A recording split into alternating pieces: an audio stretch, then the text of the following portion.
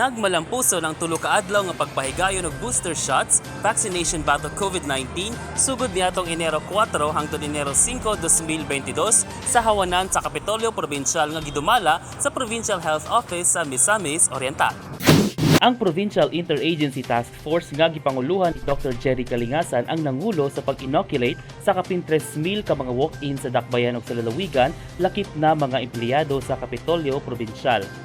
Taliwala nga wala pa nakatawat sa booster shots ang mga kawadi sa PIATF, gumikan mas ilang gisiguro nga maprioridad ug una ang mga katawhan ug publiko, nagpabilid gihapon nga madasigon ang mga personahe lakip na ang mga nurses ug mga doctors nga naglambigit sa maong kalihukan.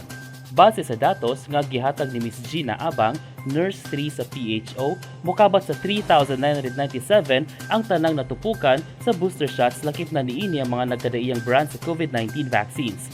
Sa Pfizer, adunay 2,681, sa Moderna, adunay 973, sa Sinovac, adunay 203, ug sa AstraZeneca, adunay 140. Sa kinatibukan, mokabat sa 3,997 ka mga individual ang nakadawat sa booster shots sa gipahigayon nga tulo ka adlaw nga aktibidad. Hi, good morning everyone. Ako si Neil K. Nakalan, taga El Salvador. And nagpa-booster ko karon sa Provincial Capitol, Moderna.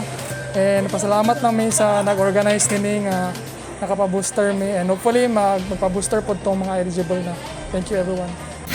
Prioridad kanunay sa panggamhanan sa Misamis Oriental ubos sa liderato ni Governor Bambi Mano ang kaluwasan ug himsog nga panglawas sa Misamisnon nga mas maproteksyonan pa sa hingpit batok COVID-19 ug variants niini. Kauban si Chloe Dalay sa kamera, ako si Lambo Johnny Vertidazo of Shoma Jr. alang sa limpyo ug matarong nga panggobyerno, padayon Pilipino.